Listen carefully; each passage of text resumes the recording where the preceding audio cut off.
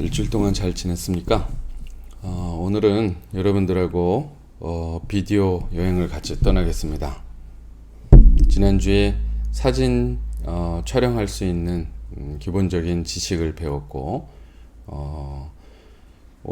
그것을 바탕으로 비디오에 적용하겠습니다.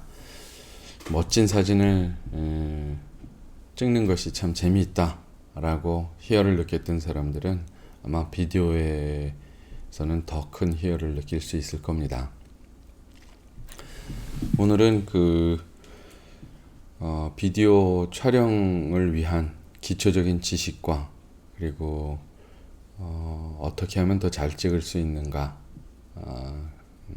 그런 내용들을 한번 여러분들과 나누고자 합니다. 제일 먼저 이야기를 할 것은 기초적인 장비들을 논할 거예요. 그리고 그 기초적인 장비에다가 어떤 그 액세서리를 더하면 조금 더 재밌는 그리고 촬영했을 때 좀 돋보이는 촬영들이 나올 수 있는지 그 액세서리들을 좀 알아볼 거고요. 그리고 촬영 방법 몇 가지를 좀 더 공부를 하겠습니다. 여기까지가 어떤 그 하드웨어에 관련된 지식이라면 그 이후로는 기술보다는 이 지식을 알므로 어떻게 하면 더 멋진 사진, 멋진 영상을 찍을 건가에 대한 이야기를 할 텐데요. 첫 번째는 샷의 종류를 좀 공부를 하고자 하고요. 두 번째는 카메라 앵글에 대한 공부, 세 번째 헤드스페이스의 중요성을 논할 거고요. 그리고 룩 스페이스에 대한 중요성도 같이 이야기해보자 합니다. 마지막으로 카메라 무브먼트를 학습해서 더 재밌는 그리고 촬영할 때 지루하지 않은 그런 영상들을 만들 수 있는 공부를 하도록 하겠습니다. 자, 그러면 기본 장비부터 한번 알아보죠. 제일 먼저 중요한 것이 비디오 카메라겠죠. 근데 요즘에 여러분들도 많이 아시다시피 핸드폰이 이제 스마트폰으로 넘어가면서 그 안에 여러 가지 기능들이 들어갑니다. 더군다나 요즘에 스마트폰은 예전에 웬만한 카메라가 할 수 있는 기능들보다 더 좋은 기능들이 많이 들어가 있어요. 그래서 비디오 카메라라고 했을 때 꼭 캠코더만 이야기하는 것이 아니다라는 이야기를 하고 싶고요. 두 번째는 디지털 카메라가 1990년대 들어서면서부터 굉장히 폭넓게 그리고 적극적으로 이 비디오 영역을 비디오 영역으로 확장을 해왔어요. 그래서 카메라에서 동영상 촬영하는 것이 지금 굉장히 일반화되어 있는 것 여러분들 다 아실 겁니다. 또 반대로 비디오 캠코더라고 그래서 사진을 못 찍느냐? 그렇지도 않죠. 비디오 캠코더 안에 또 포토 기능이 들어가 있습니다. 서로가 서로를 닮아가면서 발전을 거듭하고 있다. 이렇게 이야기해도 과언이 아닐 것 같습니다.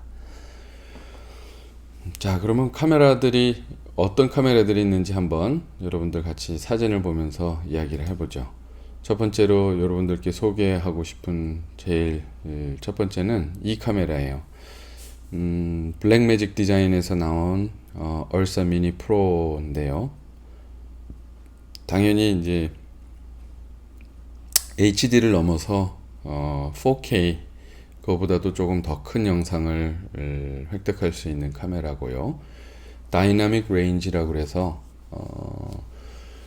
밝고 어두운 영역을 좀 더 적극적으로 이렇게 기록할 수 있는 그런 기능이 들어간 카메라입니다.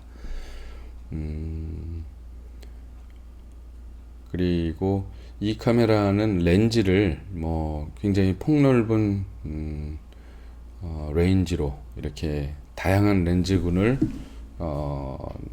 장착할 수 있도록 어댑터가 기본적으로 들어갑니다. 그래서 내가 많이 갖고 있는 렌즈를 위주로 그 어댑터가 장착된 카메라를 구입하면 굉장히 저비용으로 많은 일을 해낼 수 있는 카메라가 되겠습니다. 두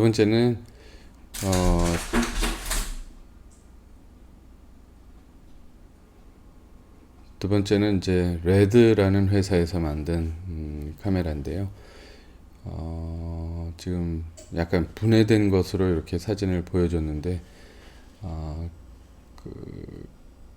이 디지털 캠코더의 왕처럼 불리웁니다. 굉장히 화질도 좋고 그에 따라서 가격도 비싸고 레드라는 카메라 한번 소개하고 싶었습니다. 그리고 또 아리라는 회사에서 예전부터 만들었던 카메라인데요. 지금 매트박스 요 빛을 못 들어오게 이렇게 반사돼서 눈에 그 렌즈 플레어나 이런 것들이 안 보이게 하는 매트박스, 그리고 팔로우 포커스라고 그러죠. 포커스 링을 더 섬세하게 조정할 수 있는 팔로우 포커스라는 것도 지금 장착이 되어 있고요.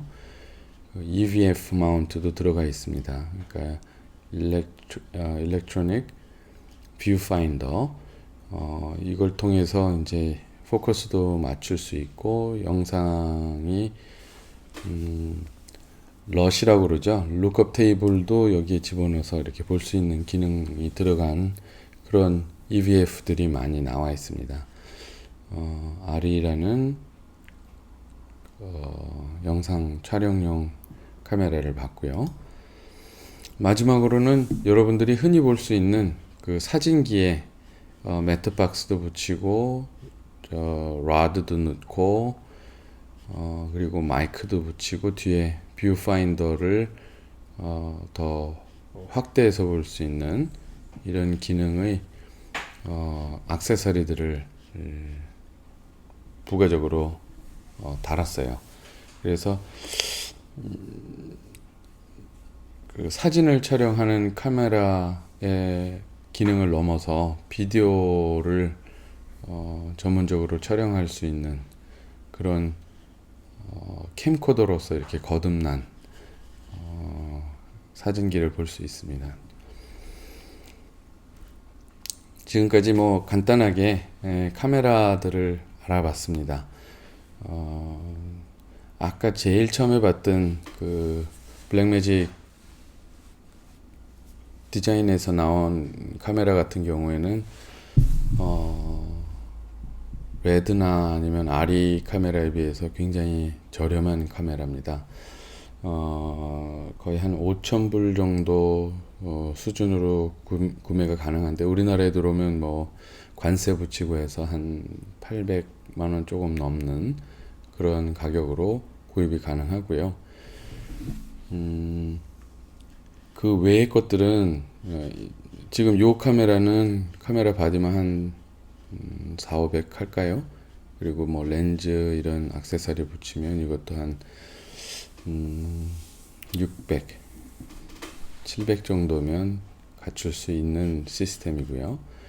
그 외 R이나 레드 같은 경우에는 상당히 비싼 카메라라고 생각이 됩니다. 렌탈료가 하루에 한 75만 원? 한 그 정도로 아마 돼 있는 걸로 기억을 합니다. 상당히 비싼 카메라 중에 하나고요. 자, 그러면 이제 렌즈를 한번 알아보죠. 이런 카메라에 붙일 수 있는, 캐논 카메라에 붙일 수 있는 렌즈군 많죠. 그리고 L렌즈, L렌즈라고 하면 이렇게 빨간 줄이가 있는데 얘네들은 조금 더 좋은 퀄리티의 재료로 만들어서 가격도 비싸지만 그만큼 좋은 화질도 얻을 수 있는 렌즈들입니다. 망원 렌즈들 그리고 일반 조금 가격대는 저렴하고 한 렌즈들도 이렇게 보여지고 있습니다. 같은 캐논에서 만든 건데 이거는 이제 시네마 렌즈라고 그래서 아까 거는 포토 렌즈라고 보통 표현을 하고 시네마 렌즈라고 합니다. 특히 앞에 있는 4개는 줌까지 달려있는 렌즈들이고요. 그래서 링이 3개입니다. 줌 기능, 그 다음에 어퍼처 기능, 그리고 하나는 이제 그림을 앞으로 당기고 뒤로 밀을 수 있는 그 줌 기능과 아울러서 어퍼처 기능, 그 다음에 이제 포커스 링까지 해서 이제 3개의 링이 들어가 있습니다. 가까이서 보면 여기에는 지금 T라고 되어 있지만 요 숫자들을 보면 쉽게 아실 거예요. 이거는 어퍼처다. 그리고 요거는 fit로 표시된 걸로 봐서는 이거는 포커스 링일 거다. 이렇게 쉽게 알 수 있겠죠. 가격대는 일반 그 포토 렌즈보다는 시네마 렌즈가 훨씬 비싸다고 보시면 되겠어요. 하지만 이렇게 포토 렌즈는 수치로 내가 조정을 할 때마다 탁탁탁 그 각 스탑마다 조금씩 어두움 차이가 확연하게 드러나는 데 반해서 이 렌즈들은 그렇지가 않아요. 굉장히 부드럽게 밝고 어두움 그리고 거리 조정이 가능합니다. 거리도 이렇게 큰 원을 조정을 하기 때문에 포커스가 아주 섬세하게 조정이 되겠죠. 렌즈에 대해서 알아봤습니다. 그 다음에 영상을 획득하는데 뭐 카메라 다음으로 중요하다고 할 수 있겠죠. 이 트라이팟이 좋지 않으면 영상이 부드럽게 촬영되지 않습니다. 지금 이거는 샤틀러라는 회사, 독일 회사의 트라이팟인데 제가 뭐 만프로토나 뭐 다른 회사들 것도 일본에서 만든 것도 사용을 해봤는데요. 아무래도 트라이팟의 자연스러운 움직임은 이 외모로는 판단이 안 되고 가격으로 판단이 된다고 할 수 있겠습니다. 만프로토 가격과 샤틀러의 가격이 꽤 차이가 나요. 그런데 역시 화질의 차이도 그 부드러움의 차이도 확연하게 드러납니다. 그래서 샤틀러를 선호할 수밖에 없죠. 이 트라이팟도 굉장히 다양한 그리고 기능들도 여러 가지가 있어요. 지금 요거 같은 경우에는 이렇게 돌려서 하는 것이 아니고 쥐어서 레벨을 맞추고 그냥 놓으면 이렇게 조이는 효과가 똑같이 나는 좀 심플하고 새로운 기능의 트라이팟이 되겠습니다. 트라이팟은 여러분들 샤틀러가 괜찮다. 그냥 제가 무슨 판매원도 아니지만 제 경험으로 봤을 때 굉장히 좋은 트라이팟이다 이렇게 소개를 하고 싶습니다. 마지막으로 소개하고 싶은 거는 이제 마이크인데요. 여러분들이 보고 있는 거는 샷건 마이크가 달린 붐 마이크라고 보통 얘기를 하죠. 붐폴의 샷건 마이크. 샷건이라고 그러는 것은 굉장히 지분력이 이렇게 방향성을 가지고 있어요. 그래서 길게 생겼고 사람의 멘트나 이런 것들을 그 카메라에 바로 이렇게 즉석에서 딸 수 있는 그런 카메라가 되겠습니다. 요거는 그 조금 저렴한 마이크가 캐논, 니콘 카메라에 이렇게 장착된 것을 볼 수 있습니다. 그래서 사진기를 이 사진기들은 대부분이 그 마이크가 좀 열악한데요. 그 단점을 보완하기 위해서 핫슈에다가 이렇게 마이크를 장착한 형태를 여러분들이 보고 계십니다. 또 하나는 핀 마이크 넥타이나 아니면 옷깃에다가 이렇게 넣어서 인터뷰를 딸 때 많이 장착을 하고 사용을 합니다.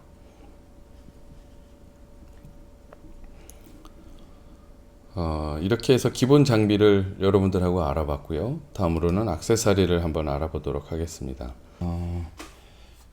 단순하게 트라이팟에 올려서 촬영을 하게 되면 영상의 단조로움 때문에 쉽게 실증을 느낄 수도 있어요. 그래서 지금 제가 설명드리는 몇 가지를 통해서 샷을 좀 다이나믹하게 혹은 샷을 좀 역동적인 앵글로 이렇게 돌면서 촬영하는 뭐 이런 것들을 가능하게 하는 액세서리입니다. 먼저 슬라이더를 보실 텐데요. 종류가 굉장히 많습니다. 뭐 코노바 그다음에 를 비롯해서 굉장히 많은 회사들이 만들고 있습니다. 그 중에 지금 보여드리는 슬라이더는 굉장히 다방면으로 유용하게 쓸 수 있는 슬라이더라고 생각을 해서 한번 여러분들한테 소개를 하고요. 카메라의 포커스 링을 통해서 내가 초점을 포커스를 맞춘 것과 또 다른 시점에다 맞춘 거를 이렇게 번갈아 가면서 A 지점에서 B 지점으로 이동하더라도 포커스를 맞출 수 있는 그런 기능도 있는 슬라이더입니다.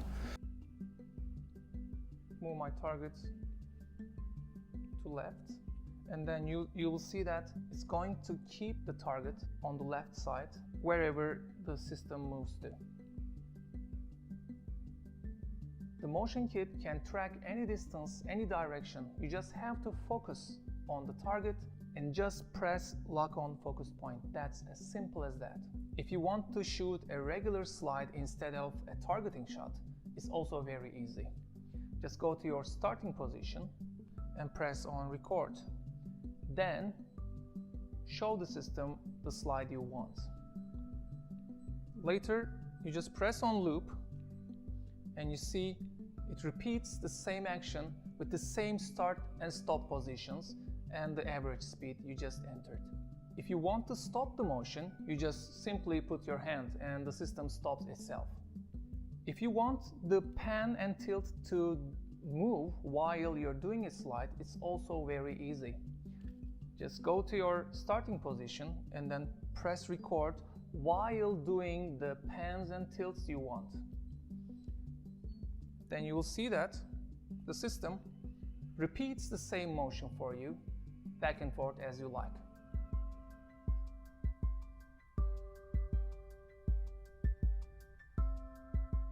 You can change the speed or duration with this adjustment. Also, you can introduce smooth stops or starts from the section down here. I can always change the position of my limits by using the set A and set B buttons. If you want to convert this motion into a time-lapse shot, it's also very easy. You just press the convert to time-lapse button and it asks you the duration. I've just plugged in the trigger cable. Now I'm entering the total duration in minutes, hours, or even days. And I just press start. System starts to take the pictures for me, and at the end of the time lapse I will get the exact same pan, tilt and slide actions, including the focusing.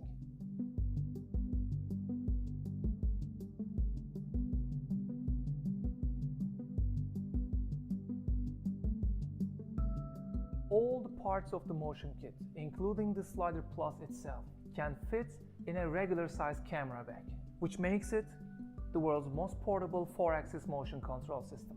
The whole body is completely CNC machined, and we haven't used any piece of plastic in the design.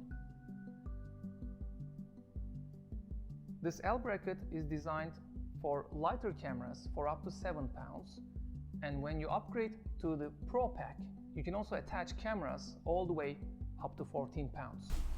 또 그 다음으로는 지미 집을 보여드릴 텐데요.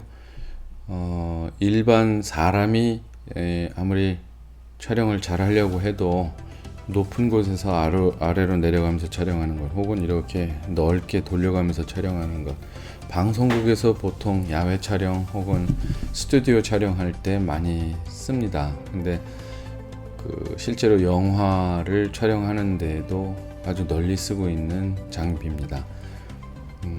무게추를 뒤에다 놓고, 그리고 손잡이에 펜 틸트 혹은 카메라의 여러 가지 기능들을 손에서 다 조정할 수 있는 컨트롤러가 보통 들어가 있습니다. 다양하고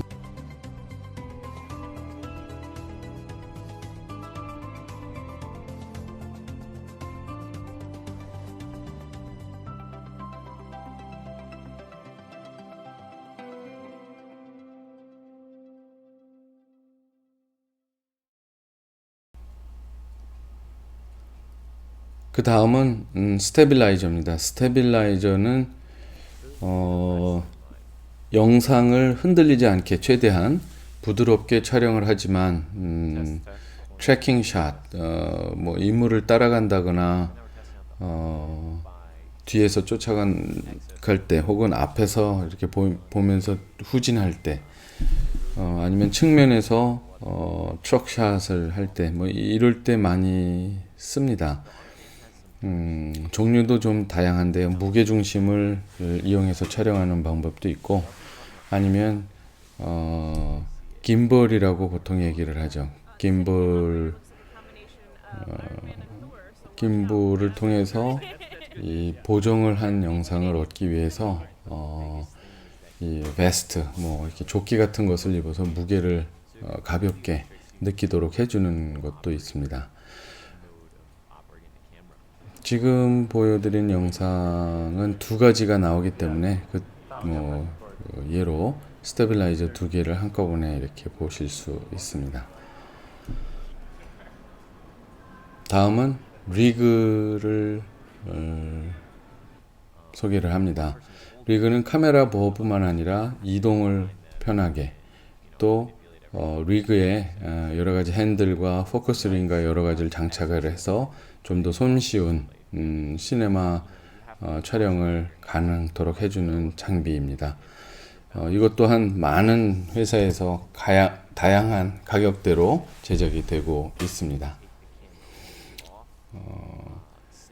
여러분들이 이미 그 슬라이더나 지미집이나 스테빌라이저를 보면서 리그에 이렇게 장착된 것을 이미 보셨기 때문에 이해가 쉬우실 거라고 봅니다. 김볼 또한 모터로 카메라가 흔들리는 것을 반대로 보정을 해주는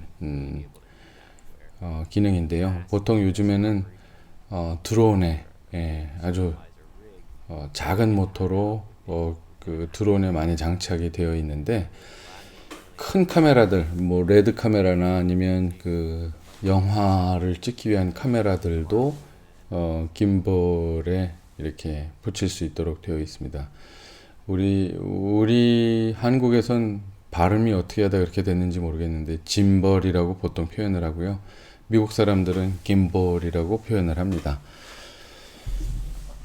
EVF는 Electronic Viewfinder라고 해서 그 안에 다양한 정보를 제시를 합니다. 뭐 룩업 테이블도 내가 쓰던 룩업 테이블 그 색깔을 보정한 것을 적용해서 볼 수 있도록도 되어 있고요.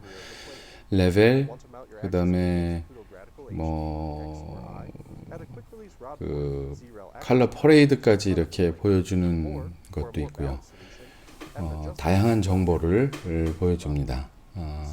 오디오 레벨도 마찬가지고 배터리 레벨도 마찬가지고 여러 가지 정보를 이 창 하나에서 보여줍니다.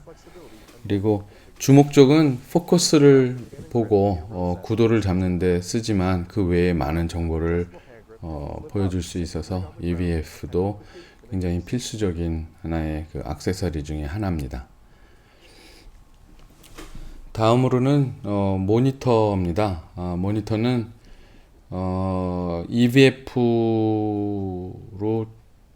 활용해서 EVF를 장착해서 촬영을 하기도 하지만 실내에서는 모니터를 통해서, 특히 스튜디오에서는 모니터를 통해서 포커스와 그리고 피사체를 구도 잡는 데 활용을 하게 됩니다. 혹은 무선으로 영상을 송수신해서 아까 제가 보여드렸던 스테빌라이저에 모니터가 장착이 되어 있어서 그 모니터를 보면서 촬영자가 촬영을 하고요. 실제로 렌즈에서 캡처된 영상은 촬영하는 사람도 보지만 포커스 풀러라고 포커스를 맞추는 사람이 그 씬에서 안 보이는 뭐 방이나 뭐 이런 데 들어가서 섬세한 포커스를 맞추는 경우도 있습니다. 그래서 모니터의 활용도 굉장히 높은 편이라고 생각이 됩니다. 그 외에는 이제 라이팅입니다. 요즘에는 LED로 많이 바뀌는 추세고요. 이미 뭐 활용은 굉장히 폭넓게 LED로 촬영을 많이 하고 있습니다. 우리나라 촬영장에 가보면 미국 촬영장과 가장 눈에 띄게 다르다라고 생각이 되는 거는, 제 생각에는 그 위에 것들도 많이 장비가 고가 장비를 많이 활용을 미국에서는 하는 것을 봤는데요.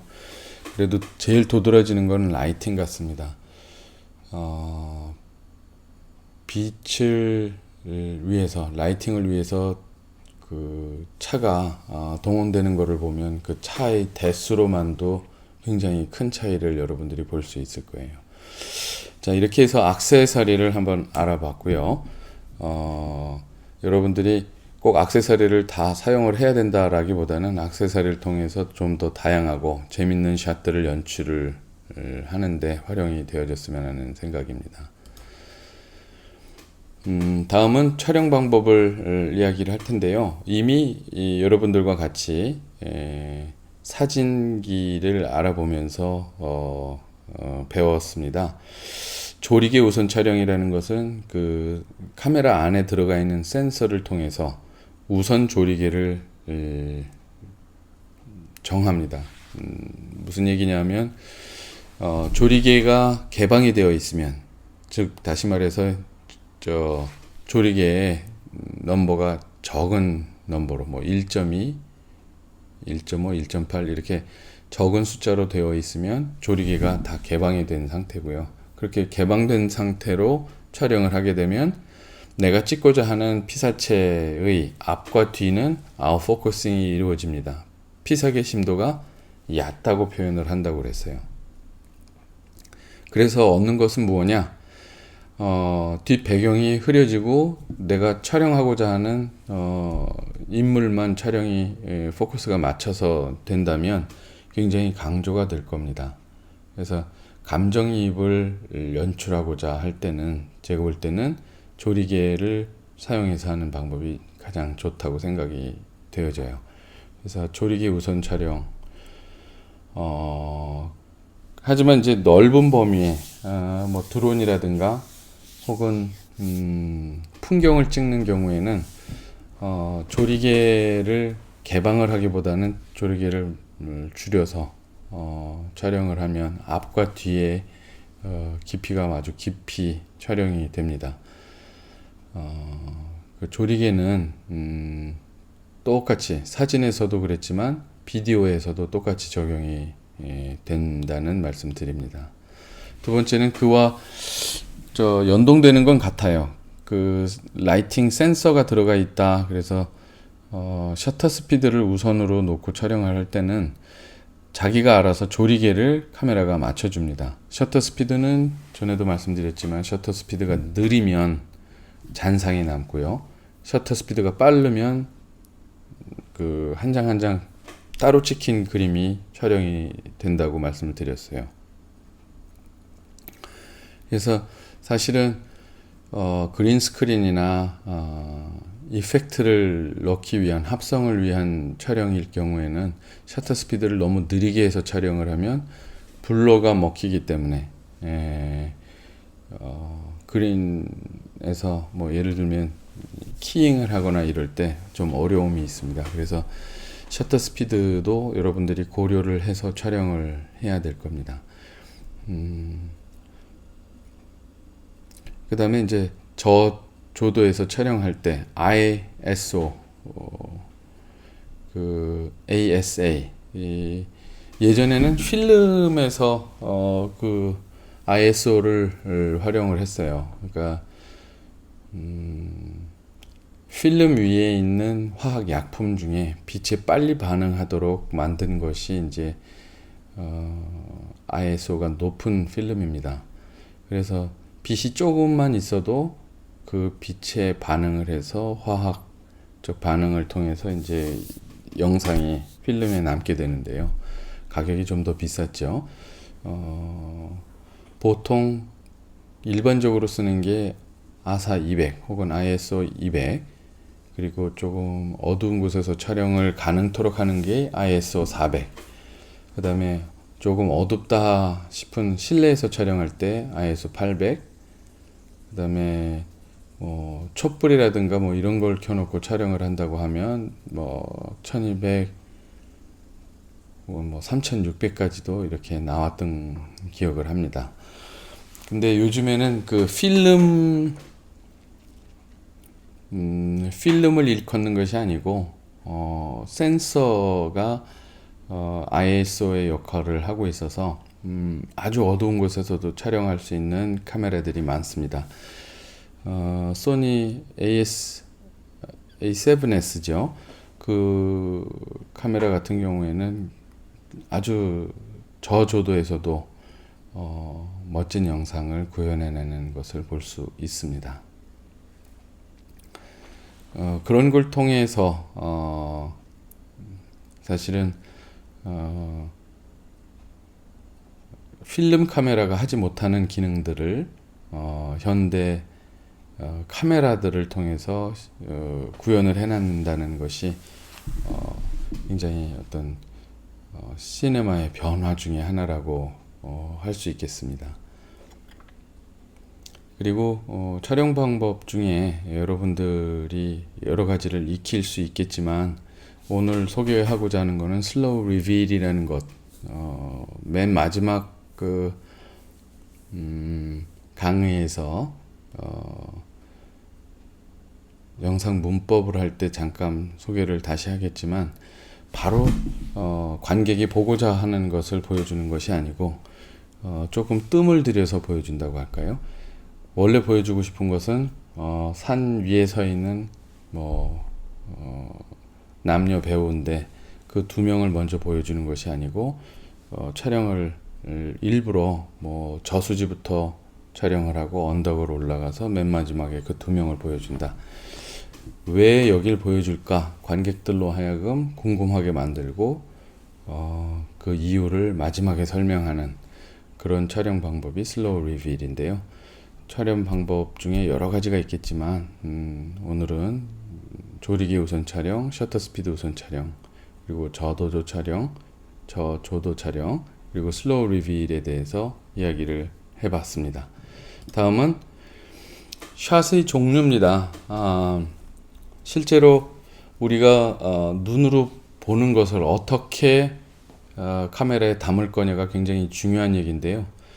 보통 촬영을 하러 야외에 가거나 실내 촬영을 하게 되면 제일 막막한 부분 중에 하나일 겁니다.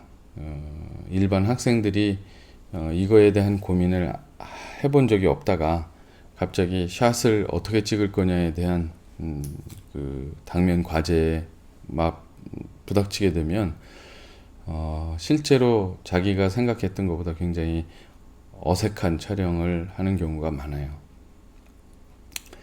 그래서 사진이나 일반적으로 뭐 비디오를 계속 들고 다니기는 어렵다면 여러분들이 카메라를 통해서 그 연습을 할 수 있는데요. 카메라를 동영상을 안 찍더라도 카메라 앵글을 카메라 렌즈를 통해서 뭐 50mm일 때 이런 느낌, 35mm일 때 이런 느낌, 80mm일 때 이런 느낌, 100mm일 때 혹은 뭐 200mm, 400mm 800mm일 때 이런 영상들이 찍힐 수 있구나를 여러분들이 알아야 되고요. 또 와이드 앵글 카메라를 통해서 14mm일 때, 16mm일 때, 11mm일 때 그 얼만큼 넓은 영역을 커버를 하고 있느냐. 우리가 그냥 일반적으로 보는 그 우리의 눈의 앵글 가지고는 좋은 촬영을 할 수가 없죠. 그렇기 때문에 내가 평소에 보고 다니는 걸로 연습은 절대로 아마 어려울 겁니다. 그래서 카메라를 통해서 앵글을 여러분들이 습득을 해야 되고요. 그것은 애니메이션에도 똑같이 적용되는 어떤 하나일 겁니다. 그냥 뭐 남들이 해놓은 그림 보고 이거는 와이드를 표현한 거야 이렇게 공부해서는 제가 볼 때는 답이 없습니다. 실제로 내가 카메라에 렌즈를 장착을 하고 그 앵글을 통해서 사물을 보는 것, 그 연습은 돈으로 이렇게 갑자기 얻어질 수 없는 어떤 경험일 겁니다. 경험으로만 어떤 그 지혜가 얻어질 수 있다고 생각을 합니다. 일단은 제일 가깝게 촬영이 된 것, 익스트림 롱샷은 가까운 게 아니고 제일 먼 거죠. 지금 이 그림에서 보듯이 발보다도 더 멀리 사람을 멀리서 촬영을 한 것, XLS라고 표현을 하는데요. X는 extreme을 표현한 겁니다. 그래서 extreme long shot, 피사체 혹은 이 인물보다 훨씬 더 넓은 영역을 커버하는 겁니다. 보통은 미디움 샷을 가장 많이 사용을 하는데요. 미디움 샷으로만 찍어서는 재미가 없고요. 그래서 클로즈업이나 미디움 샷을 위주로 찍다가 관객으로 하여금 그 텐션을 풀어주고 잡아주고 할 때 롱샷 혹은 익스트림 롱샷을 통해서 눈을 긴장을 또 풀어주게 하는 역할도 있습니다. 그래서 익스트림 롱샷이 있고요. 그 다음에는 이제 롱샷, 머리부터 발끝까지를 표현을 하는데요. 이 롱샷도 익스트림 롱샷과 같이 영상의 어떤 그 텐션을 풀어줄 때 활용을 하게 되면 좋습니다. 그리고 배경과의 어떤 관계, 그리고 진짜 지금 현재 상황에 대한 어떤 해석 혹은 설명을 하고자 할 때 익스트림 롱샷 혹은 롱샷을 통해서 그것을 가능하게 할 수 있겠죠. 그 다음에 이제 미디움 샷이 있습니다. 미디움 샷은 웨이스트 샷과 비슷한데요. 허리선에서부터 머리 위에 있는 부분까지를 이야기를 합니다. 그래서 미디움 샷을 일반적으로 많이 쓰는 샷 중에 하나입니다. 그 다음에 미디움 클로즈업이 있습니다. 보통 대화할 때, 다이alogue 할 때 미디움 클로즈업으로 버스트 샷이라고 하죠. 가슴 쪽을 잘라서 머리 위까지 이렇게 표현을 하는 그런 미디움 클로즈업이 있고요. 그 다음에 이제 클로즈업이 있는데, 클로즈업은 주로 턱 혹은 목 있는 여기서부터 머리 위에 있는 데까지 혹은 이마를 좀 자르기도 하고요. 이것은 이제 뭐 감정 표현 혹은 인물의 어떤 표정 연기를 통해서 감정 이입을 끌어낼 때 사용을 합니다. 마지막으로 이제 익스트림 클로즈업인데요. 익스트림 클로즈업은 굳이 뭐 입술 위부터 눈까지다를 칭할 것이 아니고, 예를 들면 눈만 더 익스트림 클로즈업을 할 수도 있고요, 입만 클로즈업을 할 수도 있고요, 코만 할 수도 있는데,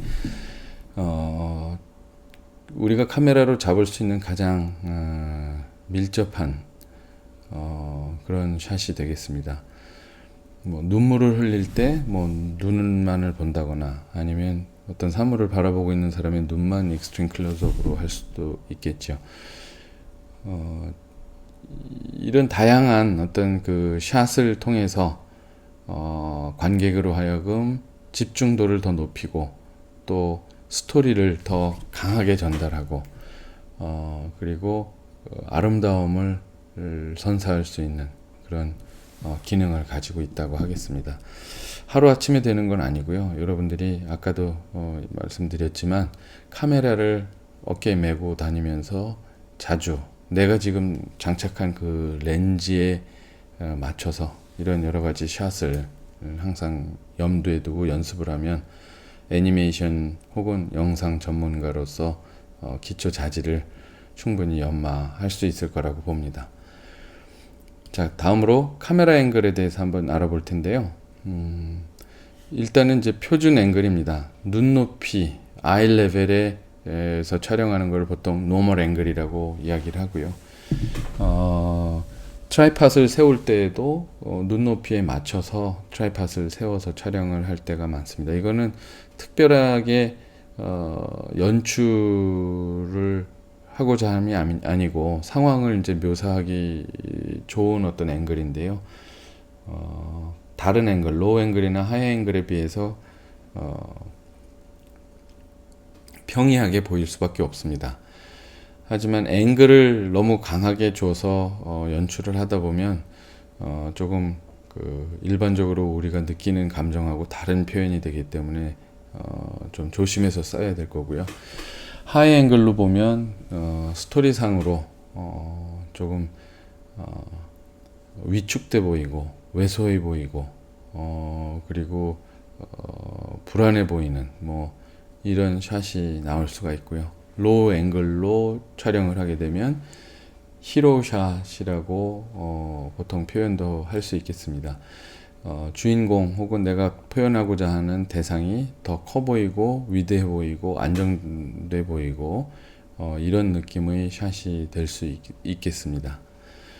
그리고 캔트 앵글이라고 하면 약간 그 뭐 70년대 많이 유행했던 건데요. 이렇게 Z축으로 이렇게 조금 회전이 돼서 뭐 15도, 7도 뭐 이렇게 조금씩 돌아가서 찍는 영상인데요. 굉장히 그 CF나 영화에서도 많이 활용이 됐던 앵글입니다. 다음으로는 서브젝티브 주관적인 카메라 앵글을 말씀드리겠는데요. 게임에서 많이 사용되죠.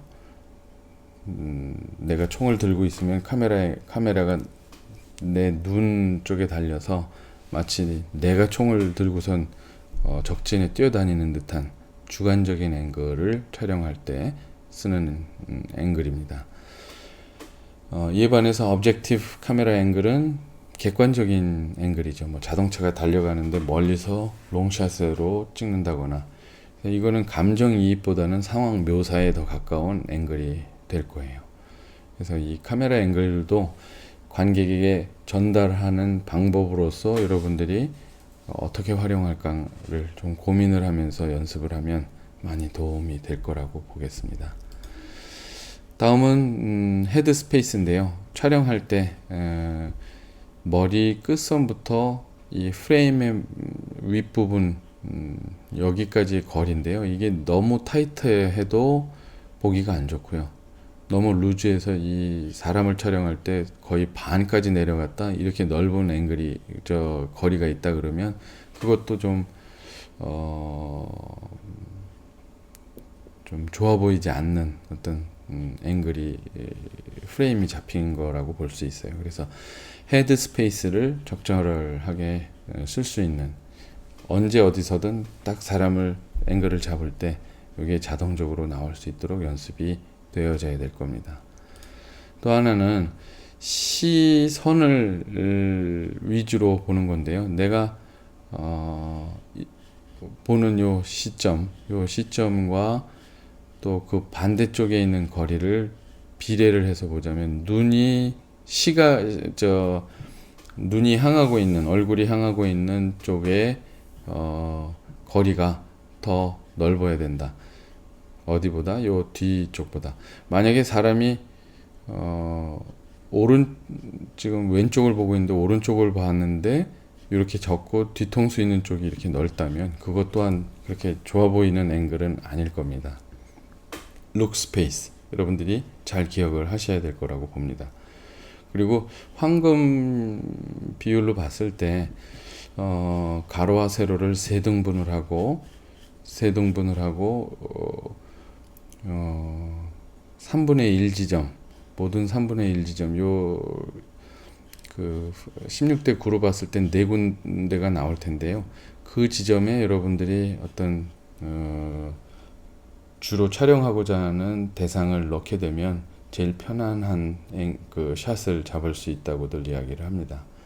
그래서 룩 스페이스를 여러분들과 함께 알아봤고요. 그 다음 것은 카메라가 움직이는 그 2가지로 나눌 수가 있는데요. 하나는 픽스드 카메라하고 아까 이야기했던 움직이는 카메라는 플로트 카메라라고 표현을 합니다. 그래서 픽스드 카메라는 트라이팟에서 pen left, pen right 좌로 우로 돌려보는 그 카메라 무브먼트인데요. pen left, pen right. 또 좌우로 이렇게 돌리는 것은 pen이라는 표현을 쓰고요. 위와 아래를 카메라가 상하로 움직이는 것은 tilt down, tilt up이라는 단어로 카메라 무브먼트를 표현을 합니다. 다음으로는 이제 페데스탈 업, 페데스탈 다운이라고 표현하는데요. 일반적으로는 잘 안 쓰고요. 스튜디오 안에서 높이를 높이거나 낮출 때 유압으로 많이 되고 뭐 기계식으로 이렇게 전동으로 되는 것들이 많이 있습니다. 그래서 페데스탈 업, 페데스탈 다운 이런 카메라의 무브먼트가 있고요. 이번에는 이제 플로트 카메라라고 그래서 카메라가 제자리에 픽스된 것이 아니고 뭐 이렇게 움직일 수 있는 카메라를 이야기를 하고요. dolly in 그 사물을 앞으로 이렇게 가까이 가는 것. 줌인과 dolly in의 차이는 퍼스펙티브의 변화가 있느냐 없느냐랑 상관이 있을 겁니다. dolly in은 퍼스펙티브의 차이가 있을 거고요. 줌 in은 단순히 카메라를 렌즈를 통해서 가까이 피사체를 크게 보이는데 사용을 합니다. 그러니까 dolly in과 줌 in의 차이는 퍼스펙티브의 변화가 있느냐 없느냐로 이야기를 할 수 있겠죠. dolly in and out. 그다음에 truck left, truck right 이 있습니다. 피사체를 따라서 이동을 하는 건데요. 트래킹 샷은 오브젝이 같이 움직이는 거를 위주로 이렇게 따라가면 트래킹 샷이라고 보통 얘기를 하고요. truck left, truck right는 레일을 깔고 이동을 하면서 촬영하는 것 이야기를 합니다. 그 다음에 arc left, right는 피사체를 중심으로 이렇게 오비트 샷을 이야기를 하는데요. 보통 130도 정도를 촬영을 합니다. 근데 뭐 360도를 다 촬영을 하기도 하죠. 그래서 산 위에서 드론으로 아크샷을 찍기도 하고요. 혹은 운동장에서 찍기도 하고요. 모래시계에서 마지막 그 주인공이 형무소 바깥에서 이렇게 서 있을 때 그때 아마 요 아크 오비샷을 썼었어요. 혹은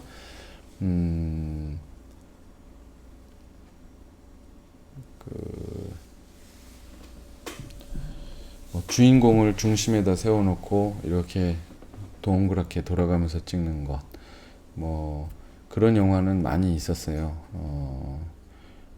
그래서 arc left, arc right은 보통 레일을 깔고 찍거나 아니면 그 스테빌라이저가 되는 베스트를 입고 촬영을 하기도 합니다.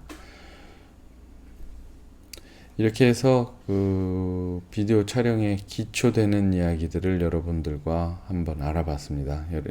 오늘 배운 내용으로 여러분들이 촬영을 실제 지식을 적용을 해서 촬영을 한다면 좀 더 다양하고 재밌는 샷들을 찍을 수 있을 거라 생각됩니다. 오늘은 여기까지 이야기를 하고 다음 주에 여러분들과 또 만나기로 하겠습니다. 수고하셨습니다.